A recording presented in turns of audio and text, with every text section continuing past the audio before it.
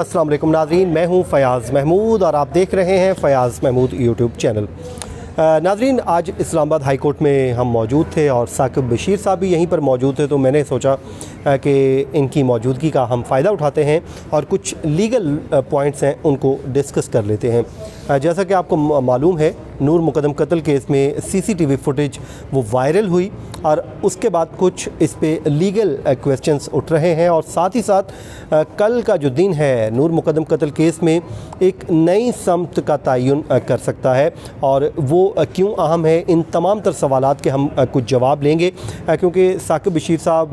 बड़े अरसे से कोर्ट्स की भीट कर रहे हैं और अच्छा इनका तजर्बा है, लीगल पॉइंट्स को समझते हैं, तो इन्हीं से हम बात करते हैं। साकिब साहब, आपका सबसे पहले तो बहुत बहुत शुक्रिया। साकिब साहब, ये जो मामला पेश आया है, अगर इस पे हम लीगल बात करें, सीसीटीवी जो वायरल हुई है, क्या आप इस पे कोई शौकत मुकदम फैमिली के पास कोई लीगल राइट मौजूद है? क्या वो कार्रवाई कुछ कर सकते हैं या किसी कोर्ट में वो रजू कर सकते हैं? इसमें जो वहाँ पे बात होती रही है कोर्ट में, जितनी भी यकीन दहानियाँ करवाई जाती रही हैं, अब यकीनी तौर पर कोई अक्यूज़ जो डिफेंस साइड है उस साइड से कोई ये तो नहीं कहेगा कि मैंने जो वीडियो वायरल की है या उसमें कोई मुआवनत की है या किसी को दी है। एग्जैक्टली। तो कोर्ट भी इसको डिटरमिन नहीं कर सकती। अगर कानूनी तौर पर देखा जाए तो कोर्ट कैसे डिटरमिन करेगी? या तो ये है कि कोर्ट जो है अलग से मतलब वो ऑर्डर कर दे कि इसको जी देखें, जी इन्वेस्टिगेट करें कि ये कैसे वायरल हुई है। कानूनी पॉइंट्स जो हैं वो होते हैं मुद्दई के पास भी, और जो मुद्दई के वकील हैं वो भी उठा सकते हैं कि वो कोर्ट जो है इस मामले को देखे। लेकिन मेरा ये ख्याल है कि जो उसका असर होना था मेन जो मरकज़ी ट्रायल के हवाले से, या जो पब्लिक परसेप्शन है, जो पब्लिक में चीज़ें जनरेट होनी थी, अब बेशक उस पर आप इन्वेस्टिगेट करवाएं, कोई कानूनी कार्रवाई करवाएं या जो भी करवाएं, जो कुछ होना था वो हो चुका है। वीडियो वायरल हो चुकी है। अब पैमरा जो है वो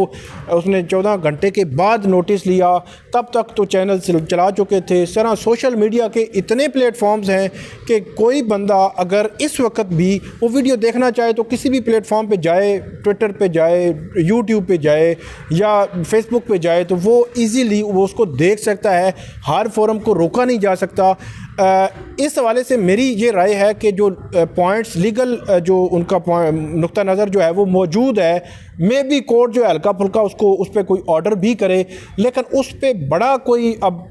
ये कहा जाए कि ट्रायल को रोक के इस तरफ जो है वो कोर्ट चल पड़ेगी, मुझे ऐसा लगता नज़र नहीं आ रहा। तो साकिब साहब, ये तो ज़ाहिर आपने कहा कि डिटरमिन करना भी बड़ा मुश्किल है कि ये कहाँ से वीडियो निकली। ज़ाहिर है जो रिपोर्टर्स हैं वो अपना सोर्स नहीं देते। सुप्रीम कोर्ट ऑफ पाकिस्तान इस पर एक ऑर्डर भी कर चुकी है कि रिपोर्टर से सोर्स नहीं पूछा जा सकता, तो बड़ा मुश्किल हो जाएगा। एक दरख्वास्त आई है अमजद की तरफ से, उसकी लीगल वैल्यू क्या है इस वक्त? वो दरख्वास्त का सामने आना, उसको आप कैसे देख रहे हैं? और उस पे ऑर्डर अगर कोई हो जाता है तो उस ऑर्डर की इस ट्रायल के ऊपर क्या हैसियत होगी, क्या कितना वो असरअंदाज हो सकता है? उस पर अगर कोई ऑर्डर होता है तो मेरा ख्याल में काफ़ी असरअंदाज होगा, क्योंकि मरकज़ी जो केस है नूर मुकदम का, उसके इन्वेस्टिगेशन ऑफिसर जो है अब्दुस्तार ख़ान,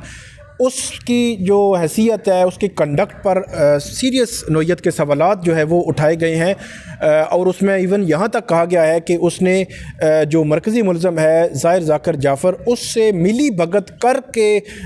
उनको वो जो थेरेपी वर्क वाले वो कहते हैं, अमजद ख़ास तौर पर जो वहाँ पे ज़ख्मी भी हुआ था, उसका अपनी जो एप्लीकेशन है उसमें ये कहना है कि वो बाकायदा तौर पर इसमें बतौर विटनेस आ सकता था और स्टार विटनेस हो सकता था, लेकिन जानबूझ के जो तफ्तीशी अफसर है उसने उसको विटनेस नहीं बनाया और इसका फ़ायदा डायरेक्टली वो ज़ाहिर ज़ाकिर जाफ़र जो मरकज़ी मुलज़म है उसको पहुँचाना चाहते हैं। इसी के साथ उसने ये कहा है कि जो उसका मेडिको लीगल जो प्रोसेस था, जब वो ज़ख्मी हुआ, हॉस्पिटल चला गया, उसके बाद जो प्रोसेस करना होता है, जो रिपोर्ट होती है, वो भी तफ्तीशी अफसर ने जानबूझ के नहीं बनवाई। अगर वो बनवाता तो इसके इम्पेक्ट भी एक जो है वो अगेंस्ट जो मरकज़ी मुलज़म है ज़ाहिर जाफ़र के होता, ज़ाहिर ज़ाकिर जाफ़र के। तो यहाँ पे भी थेरेपी वर्क वाले ये कहते हैं इस प्राइवेट कंप्लेंट में कि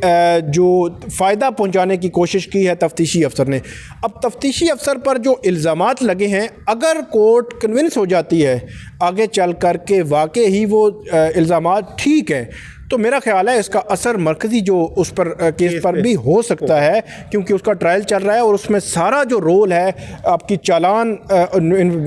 जो मुरतब करने, इन्वेस्टिगेशन जितनी हुई है, जो भी पूछताछ हुई है, सारी reports, each and every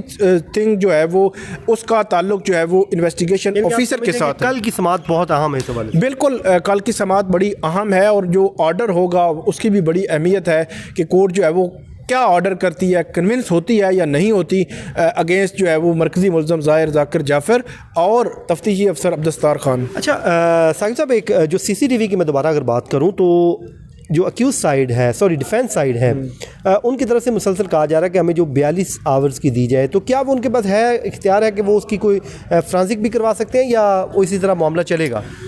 forensic करवा भी सकते हैं, तो उनका मेरे ख्याल में मूड भी है फ्रांसिक करवाने का, एक बात। और दूसरा ये है कि वो उनको बड़ी सिलेक्टिव किस्म की जो CCTV वीडियो है वो दी गई थी, और जो अतार रबानी है एडिशनल सेशन जज, उनका ये कहना था कि ये सिलेक्टिव जो CCTV है ये CCTV ही कंप्लाइंस होगी हाई कोर्ट के ऑर्डर की, मतलब हाई कोर्ट के ऑर्डर के मुताबिक सिलेक्टिव CCTV ही उनको देना हमें जो है हम पर ज़रूरी है, सारी CCTV जो है वो देना ज़रूरी नहीं है, क्योंकि वो जितनी वो इस्तेमाल हो रही है उनके खिलाफ वही देंगे। वही वो जो कहते हैं जी केस से मुतल्लिक़ जितनी है वो सारी इसमें मौजूद है जो दे दी गई है। अब 42 घंटे वाली जो है वो हो सकता है, मेरा जो ख्याल है, हो सकता है, अब आदमी फैसला तो कोर्ट ने करना है, मेरा ख्याल ये है कि हो सकता है कि 42 घंटे वाली CCTV ना दी जाए मुल्ज़मान को, क्योंकि इसमें भी जब दी जा रही थी तो ट्रायल कोर्ट ने भी पहले और उसके बाद जो जस्टिस आमिर फ़ारूक हैं इन्होंने भी इन खदशात का इज़हार किया था कि कहीं पे ये जो वायरल ना हो जाए,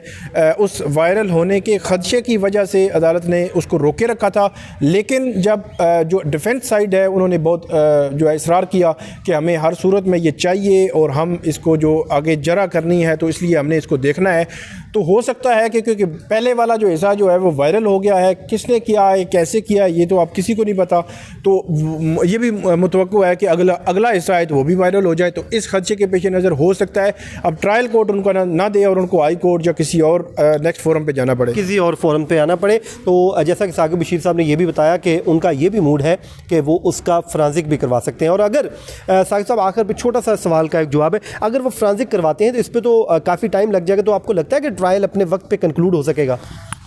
हाँ, वो कोर्ट मेरा ख्याल है उसको रोकेगी तो नहीं, वो तो फ्रांसिक करवाते रहें, जो उनकी मर्ज़ी है, डेफिनेटली कोर्ट वो आज़ाद हैं, लेकिन कोर्ट मेरे ख्याल में इस बुनियाद पर ट्रायल को रोकेगी नहीं, ट्रायल जो है वो चलता रहेगा जिस तरह चल रहा है। और क्योंकि फ्रांसिक हो 14 दिसंबर तक लग रहा है कि ट्रायल कंप्लीट हो जाएगा। 14 दिसंबर तक तो नहीं लग रहा मुझे, और इसमें एक्सटेंशन लेनी पड़ेगी हाई कोर्ट से, ट्रायल कोर्ट को एक्सटेंशन लेनी पड़ेगी। नाजरीन, ये थे कुछ लीगल पॉइंट जो साकिब बशीर साहब के साथ डिस्कस कर रहे थे। साकिब साहब, आपका बहुत शुक्रिया, आप आपने अपना वक्त दिया। मुझे और साकिब बशीर साहब को दीजिए इजाज़त, अपनी दुआओं में याद रखिए। अल्लाह हाफ़िज़।